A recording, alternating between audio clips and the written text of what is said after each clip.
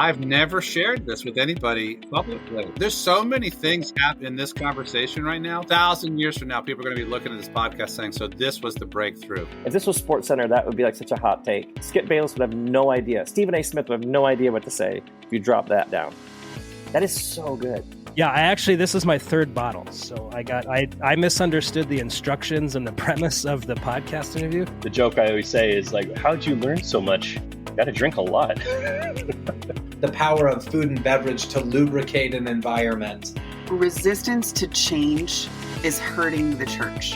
I'm not in the camp that God has a penis or a vagina or a body at all. I'm in the camp that God is a universal spirit. This is the strangest podcast that I've been on. I don't even know what to do. I'm kind of geeked up about this wine. You've uncovered the mystery. You've exposed the formula. You've just duct taped together a number of things that aren't normally hanging out together, and I'm here for it. We're going to sit down at a table, we're going to have a glass of wine and some food, and we're going to talk about the beauty of Jesus. Thank you for the hospitality that this particular podcast provides folks like myself, and I know others, to be curious around their faith practices. I will never forget the first time I bought a bottle of wine by myself, which was yesterday. If you're familiar with drunk history, I thought it's like drunk theology. So By the way, drinking this Pinot Grigio at 3 o'clock in the afternoon is making me even more direct in my communication than I normally would be. Welcome to another episode of Cabernet and Pray, the podcast where we explore Christianity through the beauty of wine. And today is episode 20. I don't know if this is a milestone. Feels like a milestone to me. So I thought I'd just take a moment and celebrate. 20 episodes feels awesome, especially when this was kind of an idea I had and didn't know if it'd work, and found out I actually really have enjoyed these conversations. And so I want to just take a moment and say thank you. Thank you to all of you who have listened and who have been a part of this. Thank you to those who have watched this. Really means a lot to me. The times that I get to hear from you guys have been incredibly meaningful. As many a podcaster knows, there are days where you wonder, am I just talking into the void? Who is listening to this? Who's watching this? And, I'll run into someone at the gym or get an email from someone that they'll tell me something of an episode that meant a lot to them. And that's been super cool. So I just want to say thank you for being along on this journey. I've really enjoyed this and continue to keep working on how to get better, how to improve these conversations, how to keep having meaningful dialogues, and hopefully it is material that's helpful and useful to you as well. With that, I also do want to just make a request at the 20 episode mark. If you would, and you haven't already, would you consider giving a 5-star review wherever you listen to podcasts? That would help us out, obviously, sharing this with other people. We have enough episodes now for someone to drop in, and there's a bunch to check out, right? And they could dive into a whole bunch of episodes. So if you would consider leaving a 5-star review, that would mean the world to me. Also wanted just to see if you consider sharing your favorite episode. If you have one episode that you're like, man, I really like that one, would you send the link to someone and let them know why that meant a lot to you? I would love to keep seeing this grow and to reach more people with obviously ideas that have been incredibly meaningful to me. And I've heard from a number of you that you've had the same reaction. I will tell you the thing that surprised me the most in doing this podcast is how much I personally am learning. And part of it is, a lot of these people are writing books, and I'm reading their book with the intent of, I know I'm going to interview them after I read this. And so I can ask specific questions about material. And that's just been really cool for me to be able to take the ideas that they're putting in the book, take them further, figure out how to apply them. And that's really what we're going to get with today's episode as well. This is a book that isn't even out yet. And I love where today's conversation goes. Today's episode is with Caleb Campbell. Caleb is a pastor at Desert Springs Bible Church in Phoenix, Arizona. He's been there since 2006, and he's been the lead pastor since 2015. He's the founder and director of Disarming Leviathan Ministries. He's a doctoral student at Fuller Theological Seminary, and he serves as the regional director for the Surge Network. Caleb lives in Phoenix with his wife and his children, And his new book, Disarming Leviathan, Loving Your Christian Nationalist Neighbor, comes out July 2nd. And so we had a chance to sit down with Caleb before the book even comes out. You can pre-order this and get a copy. This is an incredible book at a time where Christian nationalism is a huge deal. Even if you haven't known what it's called or what it is, no doubt as you listen or watch this episode, you're going to realize, oh, that's what they're talking about. I've seen this. This is another book I strongly, easily recommend to you. And I'm grateful for the conversation with Caleb that you get to enjoy today and just the incredible thoughtfulness of his answers. So enjoy episode 20. Well, Caleb, welcome to the podcast today. It's so great to have you. Before we dive in, let's talk about what we're drinking. That sound means that it's time for me to talk about something delicious that I have in my glass. I actually have a 2019 Barolo. This is from Italy. It's a region in Italy with the Nebbiolo grape. So if you guys have ever had the Nebbiolo grape, I'm a fan. As I was enjoying this one, I got a lot of tertiary stuff, but I got cherry syrup, cola, and then wood smoke, sweet tobacco, and leather. So if you like a little bit more earthiness to your red wine, Nebbiolo is a great one for you. So Caleb, how about you? What are you drinking today? Jeremy, I'm a patriot, and I am drinking today the Federalist, handsomely adorned with a image of Benjamin Franklin. This is a Cabernet Sauvignon from Lodi, and I am told that I should be tasting hints of black cherry out of this rich, full-bodied wine. And my palate is not sophisticated, so it tastes like wine. Okay. But patriotic wine. Okay, so here's the most important question. Do you like it? Yeah, dude. That's all that really matters. And loving it. We complicate things, but at the end of the day, there's wines you like, there's wines you don't like. Drink the wines you like. And hopefully for the listeners, watchers of this pod, you've been exposed to new wines and new things, and that's part of the fun of what we're doing. But we will get to why it's amazing that he's got who he's got on that bottle. That's going to come in here in just a second. I want to begin with a question just to help us get a little idea of who is Caleb. This is one of my favorite questions to ask most of our guests. The question is very open-ended. Take it wherever you want. The question is, how has your faith changed in the last 10 years? So I love showing people the trajectory that faith is growing. It is dynamic. It's not just you've got everything figured out and then you white knuckle it till you die. Love to hear your journey. What's the last 10 years look like for you? Yeah, well, a lot of change. One really core one is shifting from a view of the church as a bounded entity, meaning something with borders that you have to, get in through a certain boundary marker, so that there's an in-group and out-group, moving from a bounded idea of the church. So this would be like certain doctrinal statements that determine who's an insider, who's an outsider, certain cultural practices, who's an insider, who's an outsider. But rather seeing the church as a centered organization or a centered reality, namely it's centered on Christ, and that I am in fellowship with anyone else whose posture towards the center is the same as mine, namely we're following Jesus. So we may articulate the text differently. We may come from different cultural backgrounds. We may have different ideologies of how we articulate Jesus. But if you're a disciple of Jesus and I'm a disciple of Jesus, then we're part of the church and we can hold fellowship together.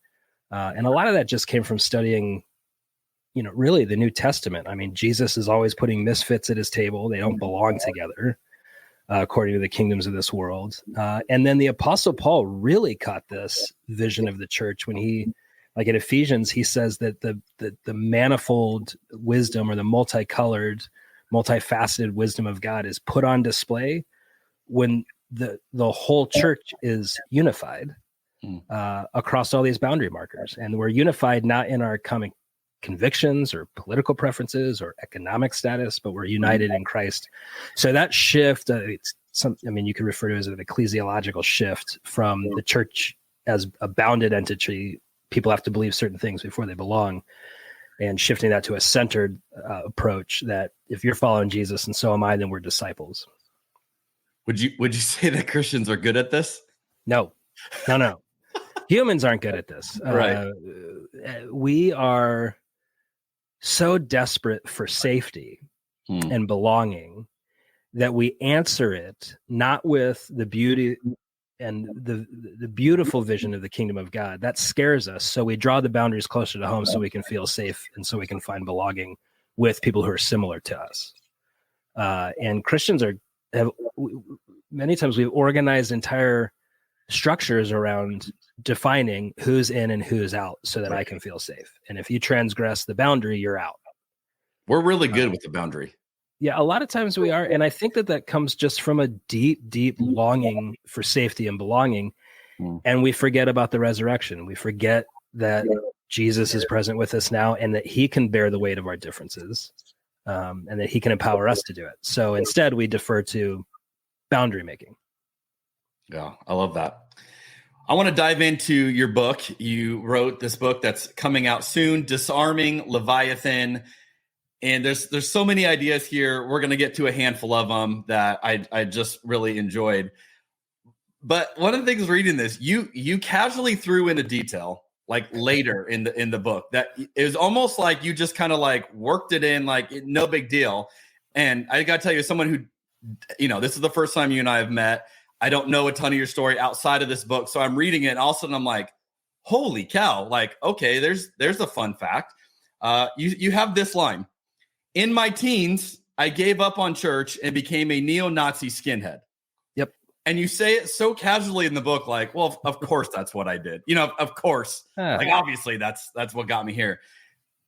To most of us, that's like I don't know a lot of neo-Nazi skinheads. That wasn't my group in high school.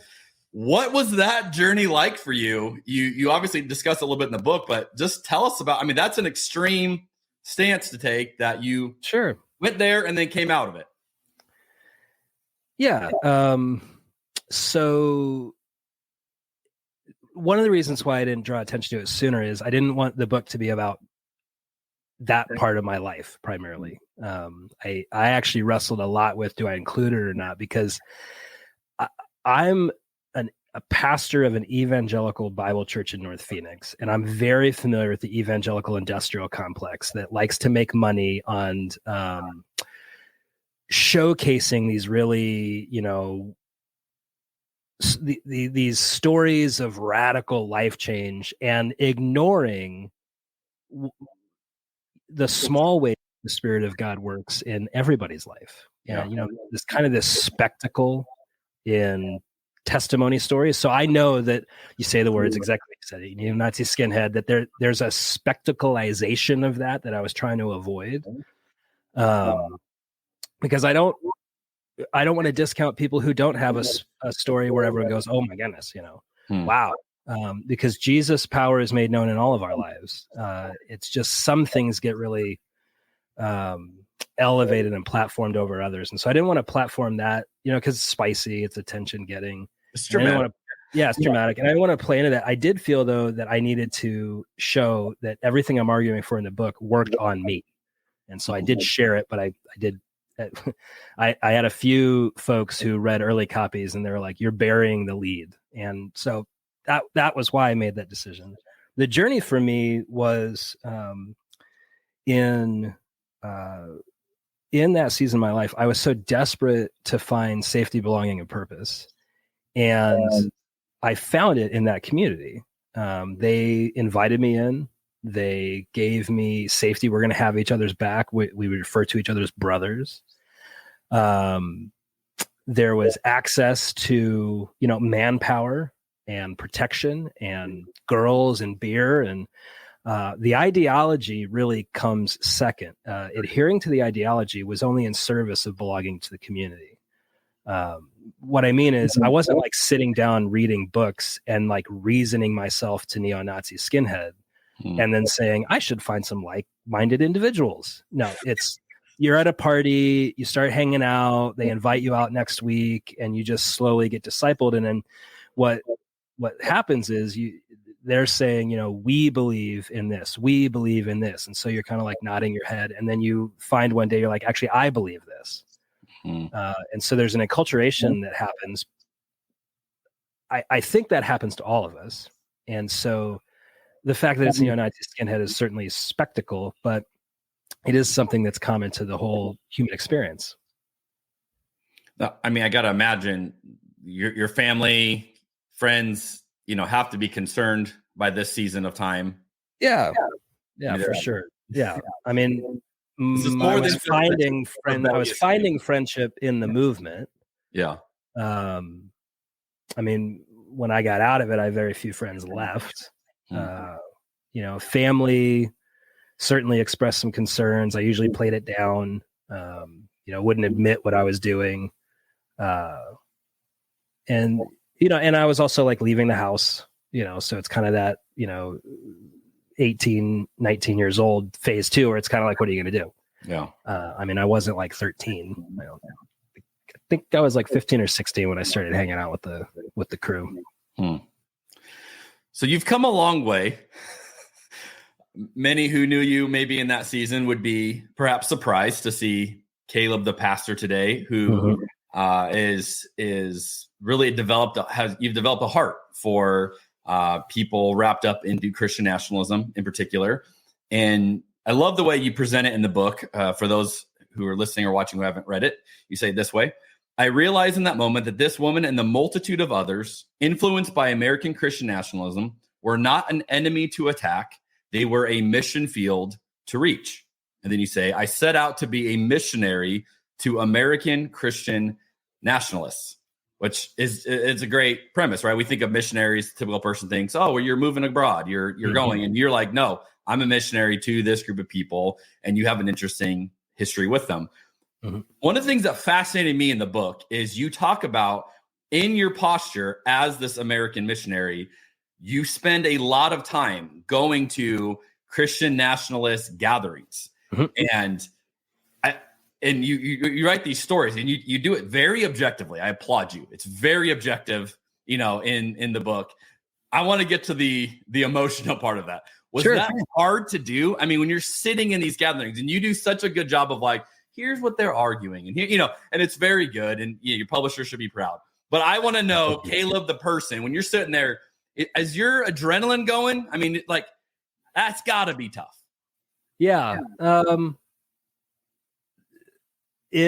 It's like learning a new technique or learning a new skill. The first few times I'm feeling all sorts of things, but eventually you develop a muscle to withstand profound emotion in those spaces. Especially, I think for me, the big switch was, shifting from viewing the people in the room as enemies to defeat, and instead saying, okay, this is a mission field to reach. I felt that even though there was a lot of disgust welling up, derision welling up in my heart, shame, frankly, because these are my people. I mean, one of the things that's different in this work than cross-cultural mission work is there's family shame, in the sense of like, I come from this people. They're me. Everyone in this room is me. Yeah. These are my people. And so when I hear them say something that I think is disgusting, I feel shame by association. Once I'm able to name that, and then say, okay, but they're caught in something, and it shifts sometimes by the power of the Spirit to compassion. Like I'm sorry that you are finding hope in what you just said. But I love that you're asking that question. 98% of the work is in my own heart. So if I'm rolling into these rallies or these revivals or these big events, embittered, ragey, anxious, it's not going to go well. And I'm probably going to cause more damage to myself and to others. But if I can do the work of staying connected to the Lord, taking naps, right? Like having people pray for me, pray in the parking lot, praying for the people that I'm going to encounter, and say, Lord, help me see them as you see them. Help me to see what they can become by your power. those are all ways that we practice the verse. I mean, this has been an anchor verse for me, but practicing Galatians 6:1-2, which says, if any of you is ensnared or entangled or caught up in an evil or transgression, you who are spiritually mature, seek to restore that person gently and watch out for your own self, lest you too be tempted. Therefore, bear one another's burdens and so fulfill the law of Christ. And that watch out for your own self, that has been crucial for me, because if I'm unhealthy, if I'm not in a position of resting in the Lord and trusting in his power and being guided by the Spirit, then I'm not doing missionary work. I'm doing colonizer work. I'm just demanding that you guys be like me and throw the Lee Greenwood CD away and quit eating a Cracker Barrel and, take that bumper sticker off your car, you heathens, right? Like, that's where I go if I'm not healthy and if I'm not watching out for my own self. And it can shift, like in the moment it can shift. And that's, again, 98% of the work is in my own heart. That's beautiful. How would you recommend, because I think every Christian could take this stance, right? And whatever you would view as perhaps your mission field, anybody that's following Jesus that wants to positively bring what they've experienced about Jesus for others could have the same approach. Mm-hmm. What are some tips that you found? You mentioned have people praying over you, take some naps. How can people develop the muscle that you have been developing? Yeah, I think spiritual rhythms of contemplation. So just especially before and after an encounter, could be going to an event, could just be meeting with Aunt Betty over coffee. Asking, Lord, where is my heart today? In one of the Psalms, it says, Lord, search me and know me, see if there is any errant way in me, and lead me back to the path of righteousness. And that's an invitation, like, Lord, I don't always know what's going on in my own heart. What is going on? Would you reveal it to me?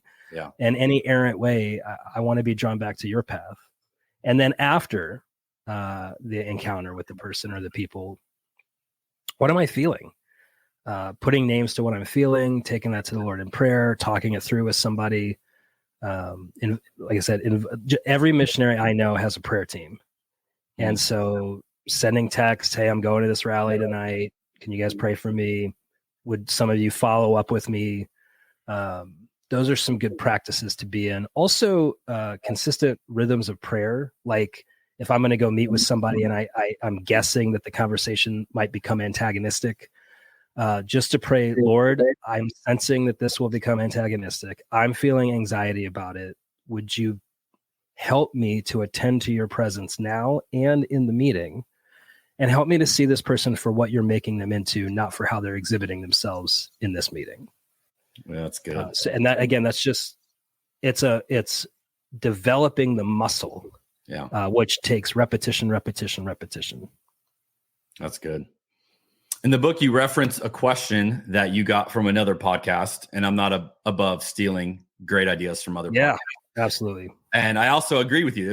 It was a great question. The question is, what is something that you used to believe that it turned out later you were wrong about? Such a good question. Yeah. You address it in the book. What are some answers you would have to that? Oh, for me, tons of stuff. One, a critical one to this work especially, is I used to believe that we changed in our brains first. That we would say things like, I think differently about that now. I used to believe that belief was primarily in the head. Facts, right? Data, that people would change when they would see new facts and data.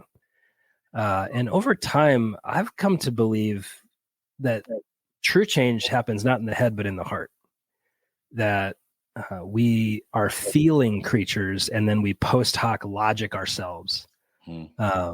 We have this thing back when we used to go to grocery stores before like home delivery and drive up, trunk delivery stuff. And there was this thing called the impulse buy.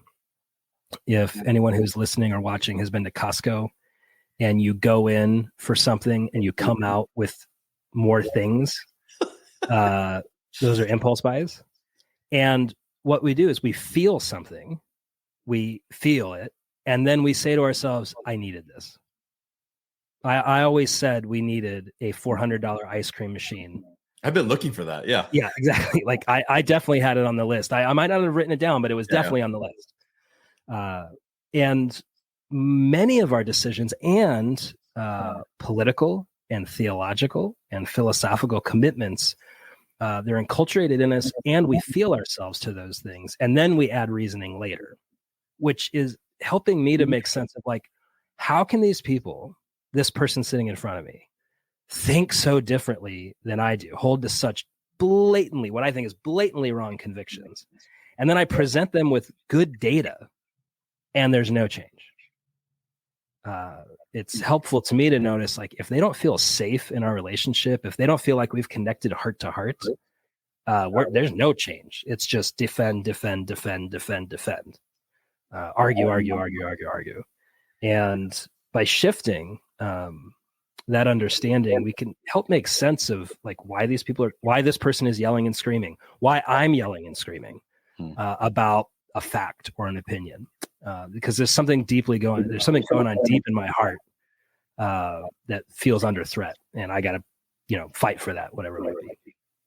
That was a huge aha moment for me reading your book, and I shared this with a friend of mine. You kind of make this argument that, similar to what you said of your own journey with being a neo-Nazi skinhead, the people in Christian nationalism didn't reason their way into this. Right. It became something that met a need for them, and there's a belonging and all that. And, you make the point, like, you're not going to just logically talk them out of it, because that's not what got them into it. I think that was like an aha for me, because I am the logical guy, that's like, I love logic. I love a good argument. And my kids know, like, if you want to get something from dad and I say no, you have to just logically work your way through it. And if I'm impressed with your logical argument, I'm a softie. I'll be like, you know what? I didn't want to do this. That was such a great line of reasoning. I'm going to reward it, and then they just know, like, if we can present a really good case to dad, and I am that person. And it was the aha for me of, I am the guy that's like, hey, let me give you a really good book on this that, help me. And thinking like, this is going to be the same aha for them that it was for me. Right. And your book kind of like helped me to relax, to be like, that's not the way it's going to work. It's going to have to be this deeper thing. And you do such a good job of explaining that. But I think to anyone who may have had the same confusion I've had of like, why are they not listening to this killer argument I said, or this amazing YouTube clip, right? Yeah. It didn't change them. Well, it's because they didn't logically get to their thing. And I don't know if you've read Jonathan Haidt, but he talked about the elephant and the writer. And that made me think of, we have this writer that's like, this is why I'm doing it. Well, the reality is he's riding an elephant that goes where it wants. And then he explains why the elephant's going there after it's already there. And there's so much to that. It's really good, but we'll keep moving. Another phrase I took from your book that I'd never heard before, and I loved it. And you credit one of your friends with this phrase. The phrase is hermeneutical magic. Yes. And I love this phrase. And this is how your friend explained it. Magicians rely on distraction and sleight of hand to accomplish their goals. They are skilled at directing your gaze where they want so they can achieve their deception.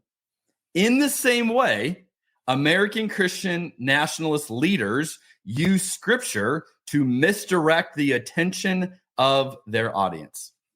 This is a profound way of describing, in my opinion, not only Christian nationalism, but a lot of what happens in evangelicalism today.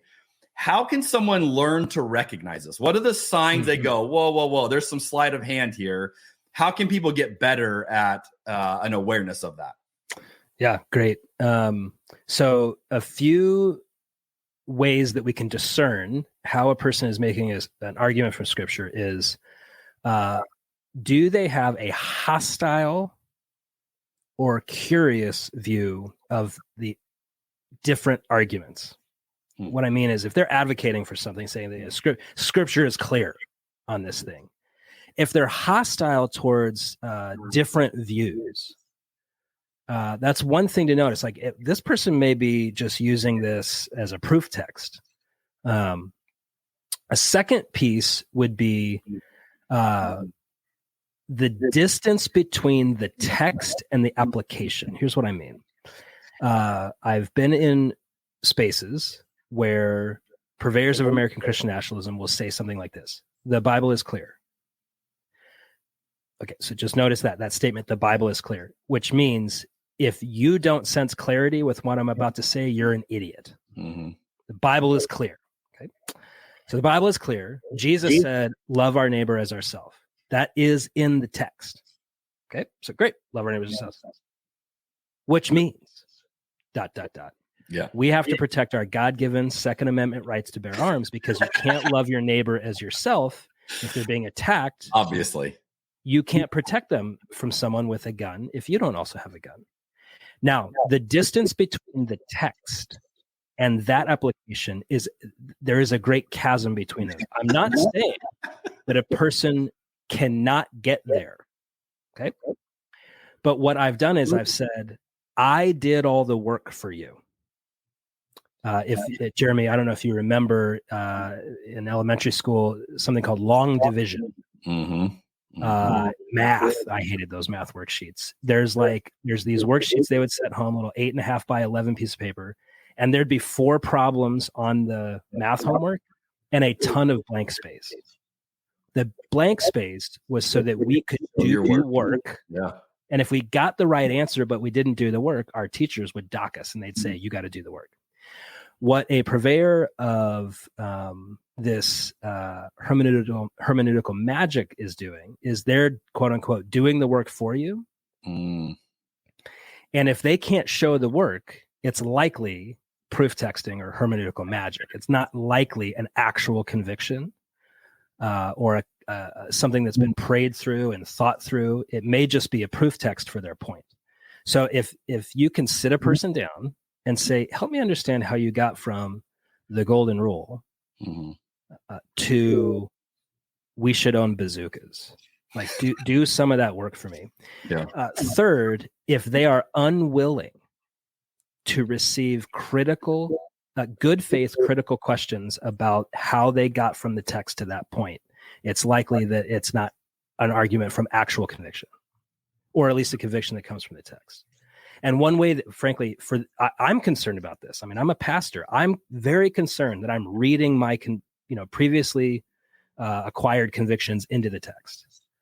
And so one of the ways that I can keep myself from doing proof texting or hermeneutical magic is to read the text and study the text with a diverse community who sees the text very differently than I do. This could be done through books. This can be done just listening to different Christian traditions who are talking about the same text. And oftentimes, when we come to actual convictions, we say things like, this is how I understand the text. This is how I'm thinking about it. What do you think? As opposed to every Christian who reads the Bible should believe that love your neighbor as yourself means gun rights. That's so good. It reminds me, when I was the lead pastor, I would often say things like, hey, as your pastor today, I'm going to present, this idea, and I'm going to share with you what makes the most sense to me. And then I would say, you're welcome to disagree with me. And there are other Christians throughout history and throughout the world who have other understandings of what we're going to talk about today. Yeah. I'm going to share with you what I have found to be the most compelling way to make sense of it. And I would put that disclaimer in. And I always thought, like, no one can argue if you make a disclaimer like that, right? Because I'm literally saying, this is not the only way to see it. This is just the way that makes sense to me. You're welcome to disagree. And I was always surprised how much animosity I got in response to that. People going, no, pastor, don't say that. Tell us what it is. And it was like, no, I'm aware there are 3 dominant ways that the church has interpreted this one passage, right? And so I'm going to give you the one that I think is most compelling, but I'm not going to belittle this. And there's just something to that. I wonder, in your experience, do people who are doing the hermeneutical magic, is it intentional, or is it they're not even aware they're doing it? I think it's both. I think there's grifters and true believers. Usually the true believers have been enculturated into this way of understanding the text. So if you're surrounded by people who say, this is how we do Bible, then this is how we do Bible. right? It's that movement from we believe to, well, I believe, right? We receive the conviction through enculturation. So if I'm part of a church or a denomination or a local network of churches that all talk that same way, I'm learning that that's how you do Bible. It's only when I'm exposed to very different views that I have an invitation to think, wait, am I isolated here in this view? Am I not being gracious or generous with, understanding people from different traditions or cultures or ethnicities to speak to this text? Frankly, if everyone I learn the Bible from thinks like I do and looks like I do, I'm probably going to develop a myopic view of how the Bible works. But I think that's how the Bible works. So I think there are a lot of folks who are propagating this way of treating the scriptures. They really do think love your neighbor as yourself means gun rights or build the wall, whatever the thing is. At the same time, there are grifters. There have always been grifters. In the book of Acts, there's this character called Simon the sorcerer who asks to get the power of the Holy Spirit in order to make money. And in the medieval era, and maybe before, actually, I should do some more reading on this. It was called simony. The idea that I'm going to use that which is sacred to generate revenue. I'm going to use the power of Scripture to garner for myself wealth, allegiance, and power. There's this. Oh, Jeremy, did you ever see the movie The Book of Eli? Yeah. Okay, Denzel Washington, like late 2000s, I think 2008 is when it came out. I love this. I believe it was a graphic novel, but I don't read. So it was a movie. So I watched the movie. And in the movie, there is this scene between the protagonist and antagonist. So Denzel Washington's like the main figure. And he confronts this kind of like this mayor of a small town in, post-nuclear war America. And this figure, Gary Oldman plays this character. He's on the hunt for a book, the Book of Eli. And now Denzel's character happens to be carrying this book. And he's trying to get it to this certain place where the book belongs, according to him. And spoiler alert, the book is the Bible. The Gary Oldman character wants the Bible because he says it in the movie. I want those words have power. If we are going to try to captivate this community and grow civilization, I need that book. Well, that's simony. That's taking the sacred and using it for personal gain. And there are many grifters, some of them American Christian nationalists, some of them in other spaces. I mean, there's just always grifters who want to use the power of the text for personal gain. And when we're talking to our loved ones, people in our church, people in our school, people in our community, and they're quoting some of these leaders, we can pray for discernment. Lord, is that someone who's a true believer, but they're incorrect? Or is that a grifter who's, just seems to be using the text for their own personal gain? And one of the ways that you can tell is their character. Are they mean-spirited? Are they dehumanizing? Are arrogant, combative? Because every one of us is holding to some heresy. And we do it in good faith. We think that we're holding on to something true. But the grifter is simply leveraging the power of the text for personal gain. And the way that you can tell is look at their life. And Jesus tells his followers, look at the fruit of those who say they're doing stuff in my name. And that's how you can discern, the grifter from the true believer. Man, as I'm listening to you talk, I'm thinking all of Christendom is set up for grifting, for simony. Yeah, dude. The inherent, hey, if you believe this, you're going to be respected and you're going to be more power, more prestige, more this and that. And, for hundreds and hundreds of years, and I would argue that the history of the church in America, it has been this Christendom model that has rewarded simony. That is, Yeah. and people might take shots at mega churches as like that's where you see it, but it's all over the place. It's everywhere. Yeah, and that is now hermeneutical magic is a killer phrase, dude. I love that. That is, I'm gonna keep that one. Do it. It's not mine. It's James. I know. I love it. That's a good one. Okay, so you have this other quote. Catherine, Hahoy notes, for most of us, the value of belonging far outweighs the value of attaining new information, especially if publicly accepted information and speaking up might lead to a negative outcome, an argument, the cold shoulder, or even ostracism from your social group. So you talk about here, and again, this is a theme, we've already discussed it a few times, but this idea of how belonging drives us into what we believe. As I was reading that, my thought was, where do I hear more talk about belonging than I do anywhere else? And it's in churches. Churches are the ones that love this word. Hey, welcome home. I mean, how many churches say that, right? Welcome home. And what is that? That is a statement trying to grab all of your emotions. You belong here, all of this. So my question then is, obviously we all want to belong. This is some deep need inside of us. How do we foster a healthy sense of belonging that protects us from falling into some of these other things where we get so far into it, we go, what on earth am I believing? Yeah. How do we do a better job inside and out of the church of fostering belonging? Yeah, it's a great question. Yeah, there's kind of a pseudo belonging. Hey, when we're in the room together, we belong together. So I see that a lot in churches. Like the minister will get up and say, "Hey, family." Well, that's a pretty strong claim, bud. Like, who's the dad? Also, like, are you the that kind of thing. Jesus did refer to the church as a body. Yeah, right.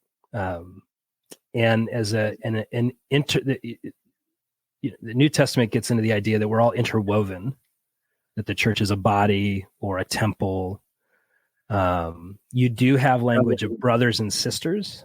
So I get the familial language, but we are brothers and sisters, not like kings and subjects. So I think there's some good there, but it can be distorted into something that is meeting a need in a false or fabricated way. Like, you're a member, quote unquote, at this church, therefore you belong. If you leave, you no longer belong. Right. Or if you ask the wrong questions, you no longer belong. Or if you don't conform to the doctrinal statement, you don't belong. This is the bounded set, the bounded idea of the church. So thinking about how do we nurture community, and this is the way that I've understood it, is Jesus showed us that true discipleship happens at tables centered on him. And it's tables full of misfits. I mean, just thinking about who was at the tables that Jesus set. You've got the rich and the poor, the elite and the downtrodden. You've got co-conspirators against the empire with collaborators of empire. You've got mafia-esque figures and those who have been subject to their reign. You've got religious elite next to pimps and prostitutes. And it's at the table of that you find community of misfits, because you're anchored not in your common affinities, but you're anchored by Jesus. And when we can see the space between us as gifts, as an opportunity for me to grow in Christ-likeness, then we can start to see that spiritual maturity is the capacity to carry the distance between you and me. When I can pursue heart-to-heart relationships, getting to know someone, not their facts and opinions, but their deep feelings and needs. This would be called intimacy, into me see. When I can say and commit to a group of people, you can see into me and I can see into you. And I recognize that there is a vast difference on these parts of us. And while I'm not agreeing with you, I still want you and me to be in good, deep relationship. And I'm willing to carry the distance between you and me. And if you're willing to carry the distance between you and me and do stuff like practice the fruit of the Spirit when we talk and hang out, then we can do this thing called friendship for the next 6 to 7 decades. However old you're going to live. Groups like American Christian Nationalist Movement, cults, they fabricate a distorted version of belonging by means of conformity of conviction, culture, or posture.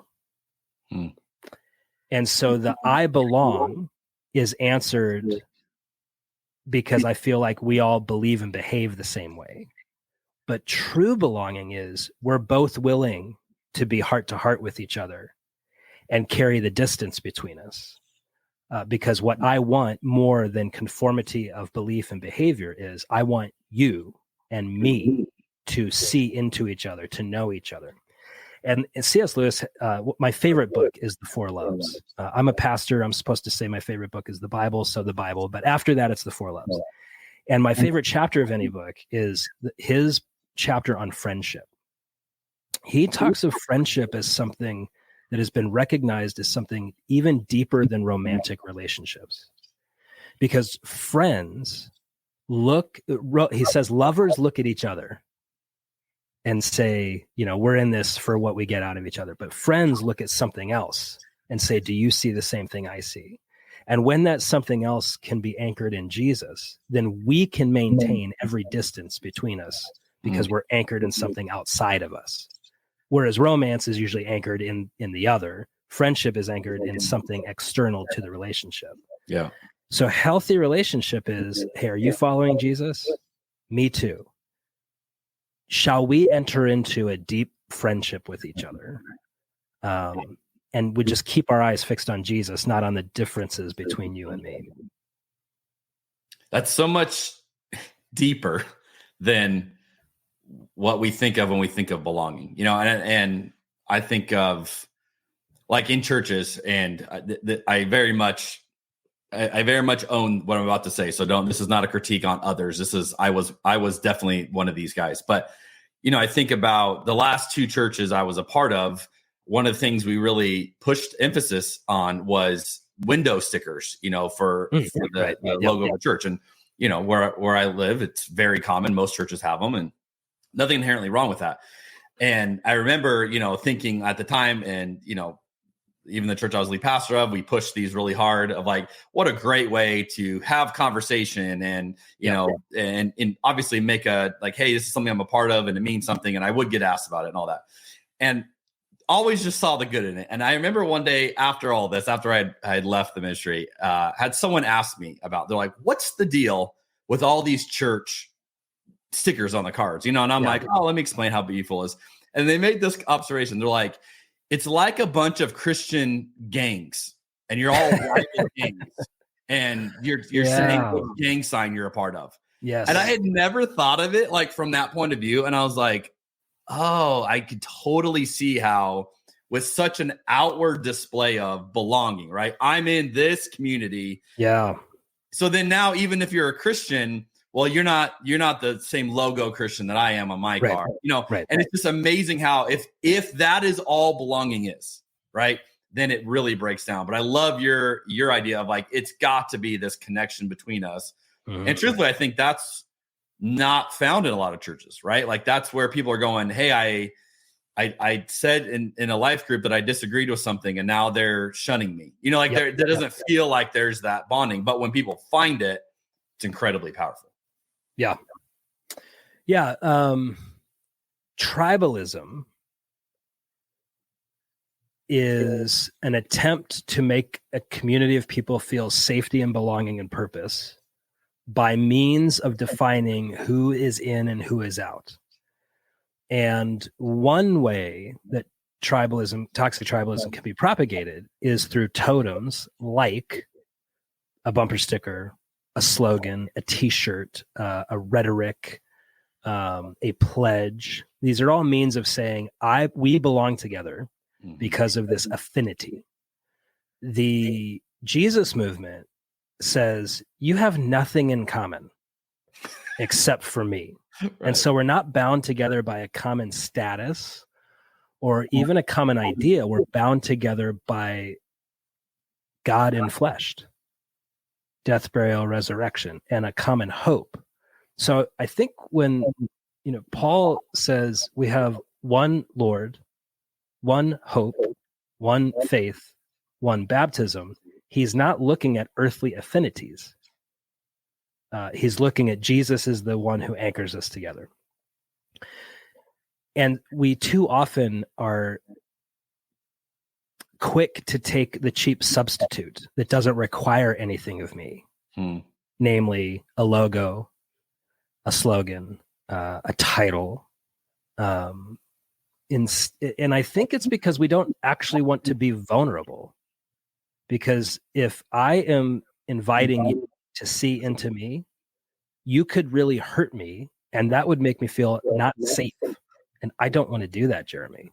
So instead, why don't you just wear the same logo that I wear, and we'll just pretend this pleasant illusion that we are having deep communion. And here's how you know it's not deep communion. When you start to say, actually, I don't like what you're doing, so I'm just going to go get a new logo. Well, there's no intimacy in that, right? I think that the ancient view of friendship had a lot more in common with what we call covenant marriage than we give it credit for. There's this bonding that happened, maybe certainly not necessarily ceremonially, but friendship was understood as something about two bodies and one heart. And that's a very vulnerable position to be in. Yeah. It's also very beautiful. Yeah. Lewis would say, if you want to be completely safe, lock yourself in a casket where no one can touch you. That'll do it. Okay. So another image you use, and you referenced this a little bit in your last answer. So it was a great setup. You didn't know I was going here, but thank you for transitioning us. You say this: while some are called to that prophetic ministry of table flipping, i.e. speaking God's truth often to those in power, many more of us are called to reach the people who have been ensnared by Christian nationalism by engaging in the ministry of table setting. I really like the contrast you create here of table flipping or table setting. My journey has been much more of the table flipping. That has been what I have been called to do and have the scars to show it. And to each their own. You have definitely been more of the table setter, and I do think that's what more people are called to. For someone who wants to set the table well, what are some takeaways you've learned? How do they do that? Yeah, and I would stand in solidarity with you, Jeremy. That my instinct is flip the table. I mean, my one of my deepest needs for things to be right, justice. And that was my initial posture towards the American Christian Nationalist movement was let's just get in there and flip tables. But Jesus flipped tables, and there's time for that. But he set so many tables as you read through the Gospels. And one theologian says that Jesus ate his way through the Gospels. And I love that because it's at the table, whether it's the communion table, the kitchen table, or the pub table, that we have an invitation to enter into safety, belonging, and purpose through friendship. And so methods for for table setting ministry is having a recognition that I'm going to carry some burden here. When I invite this person or these people to my table, they're going to say and do things that cause my heart to express feelings that I don't like feeling. Sadness, anxiety, rage, disappointment, fear, whatever it might be. And so I want to be in a healthy position. Lord, what's going on in my heart as I'm anticipating this meeting so that I can be a hospitable host. I mean, Jesus didn't seem to get riled up when the people who were at his table got riled up. How can I be like Jesus and attend to his presence in this gathering? Again, whether it's my home, the pub, the church, the communion table, whatever it is. And then approaching people with genuine curiosity.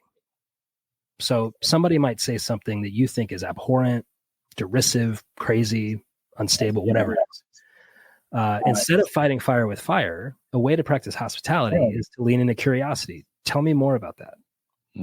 Even to honor the good in the thing or the statement that you didn't like. For instance, you might say, Aunt Betty, I love that you care so much about that thing.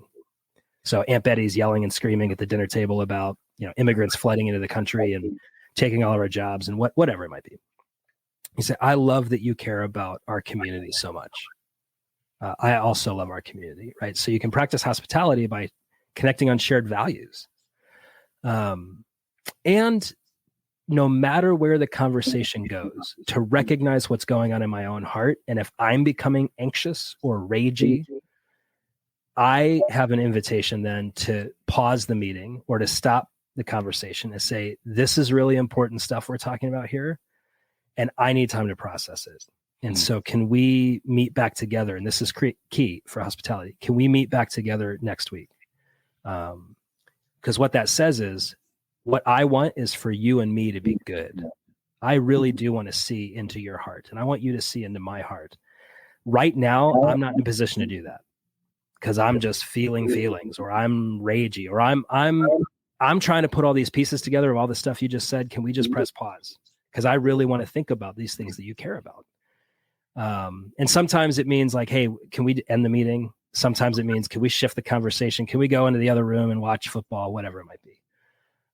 Recognizing that when I start becoming in an unhealthy way, it's hospitable to just stop what we're doing. But also hospitality says, let's pick it up later. And then that gives me space to pray, to process, to take a nap, to have some Federalist wine, perhaps. There you go. There you go. I like it. So hospitality is more than just like inviting people in or cooking a meal.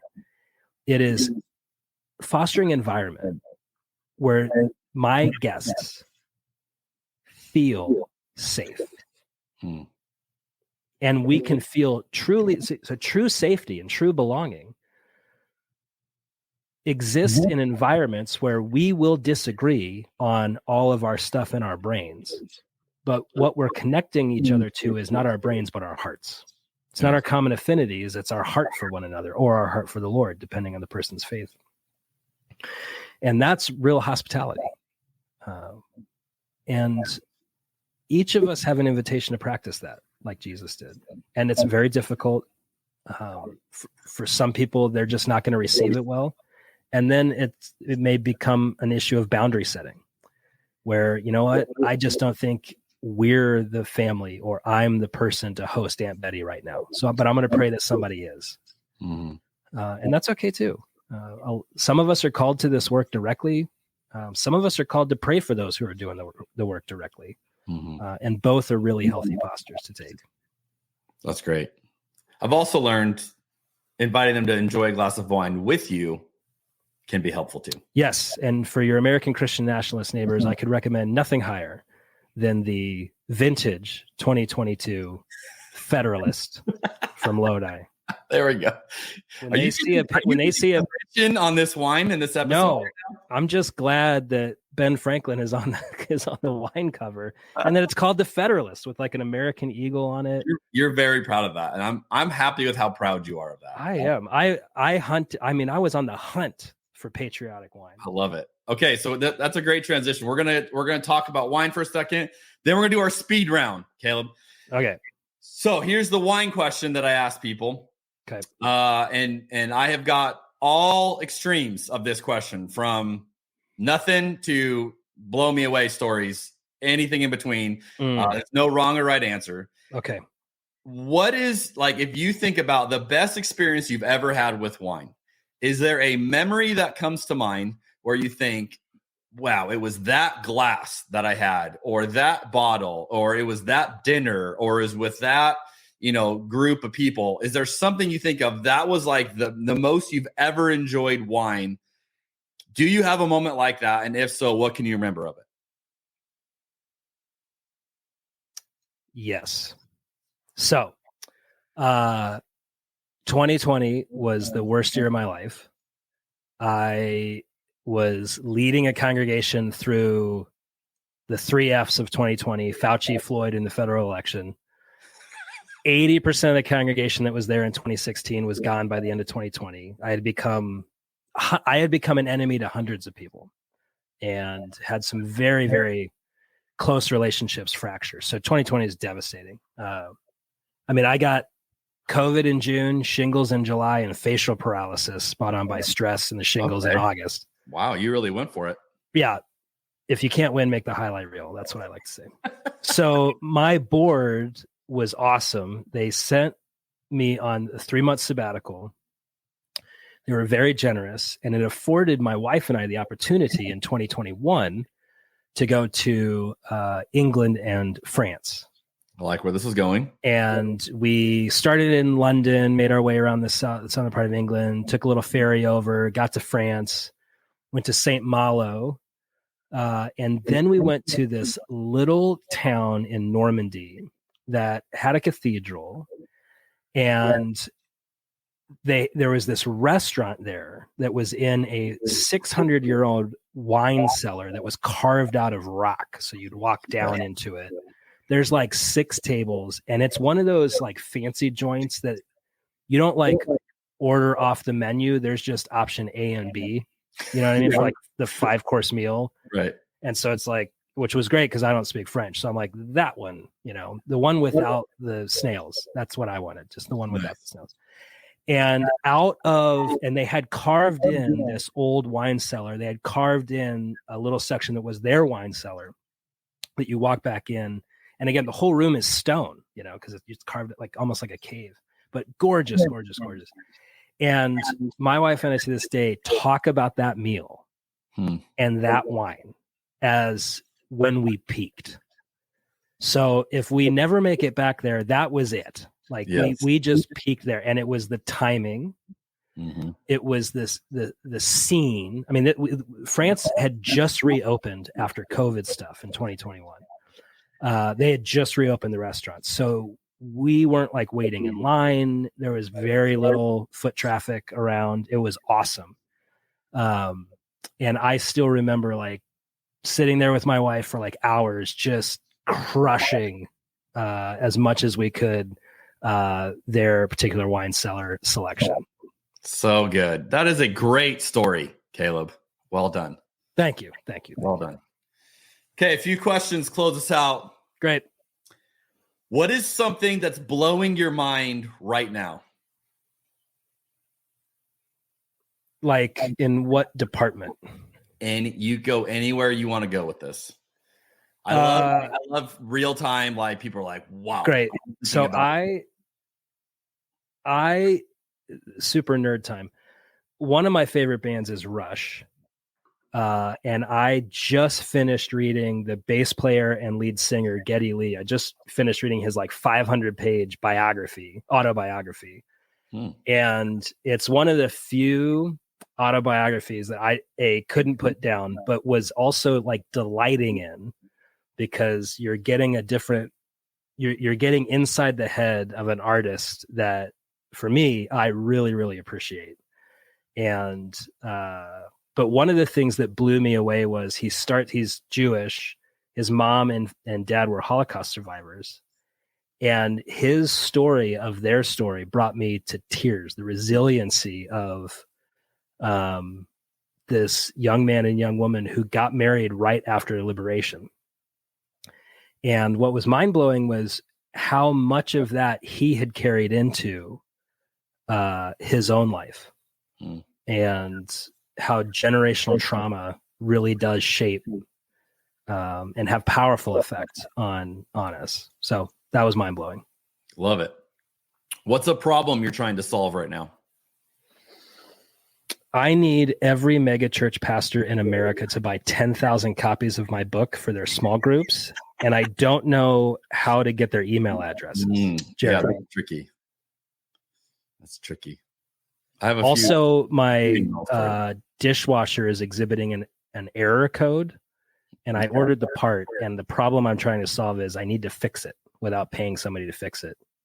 Are you going to attempt it yourself? Yes, I always do. Are you handy? Yes. Does this go well? I know how to watch YouTube. Okay. And I know the difference between a flathead and a Phillips screwdriver. Okay. And I was raised with a poverty mindset. Okay. So all those three things at play are going to compel me to try to fix this. You're going to figure it out. I'm going to do it. And I will resent every moment of it. Mm. And then if I fix it, I'll take a picture and put it on YouTube or on social media to celebrate and to self-congratulate. Yeah. Look at me, a clergyman who works with his hands. Ladies and gentlemen, look at these calloused Caleb Campbell mitts. What is something you're excited about right now? Well, I have a book coming out on July 2nd that you can pre-order your 10,000 copies on Amazon. Where you go with but that. Other than that, summer vacation with my family. Okay, where are you going? Looking forward to that. San Diego, Old Faithful. Yeah, love it there. Very cool. They have this brewery, Stone Brewery, has this place at Liberty Station. It's one of my favorite places in the world. So I love going there as much as I can. Nice. Is there anything you'd like to add that I may not have asked you about? That's a dangerous question. I usually get good answers to that question. So. A question that I wish you would have asked me or should have asked me. Is there anything you want to talk about? Anything you want to say? Hey, one more thing. Oh man. But I didn't bring it up and you were hoping to get to it. Bro, this has been a great interview. I feel like anything I would add would just be subpar. It would be pearls before swine. Frankly, no, it would be swine before pearls. No, that's yeah. It would be swine before pearls. Okay. So wow. I think just like this fine Federalist wine, just chef's kiss to the interview. That's good. That's because you've been drinking. This is yeah. This is my third bottle. So I misunderstood the instructions and the premise of the podcast interview. If you're familiar with drunk history, I thought it's like drunk theology. So it's a little, once you start hitting record, it's too late. That might make it to the bumper reel. I'm just saying. That's pretty good right there. I like that. Okay, Caleb, I do want to support the book. How can people find you and the book online? Where do they need to go? So you can go to disarmingleviathan.com. We have a podcast. We have some list of resources that you can use if you want to understand American Christian nationalism and those who imbibe it better. Lots of great resources and books and articles and YouTube clips, podcasts. We do have a podcast. If you just go to your podcast app and go to Disarming Leviathan. Surprisingly, there's not many of the same name. Weird. And a lot of what we talk about in the podcast is practical ways to missionally engage American Christian nationalists in your life. And then, the book is with InterVarsity Press, comes out July 2nd. I'm on all the socials. So if you just look up Disarming Leviathan, you'll find us, I think. Well, Caleb, I sincerely appreciate you taking the time to field all these questions while enjoying a nice bottle of wine. It's been a joy to read your book, to hear your heart. I have learned a ton.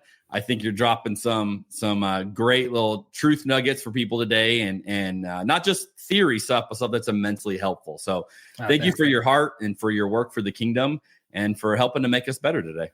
Yeah. Thanks, Jeremy. It was great being on with you. All right, everybody. We'll catch you next time in the next episode of Cabernet and Pray. Thanks for joining us for Cabernet and Pray. We'd love to hear what you thought of today's episode or what you'd like to see more of in the future. You can email us at cheers@communionwineco.com. And if you like this episode, please consider leaving us a 5-star review wherever you listen to podcasts. You can also find us online at communionwineco.com.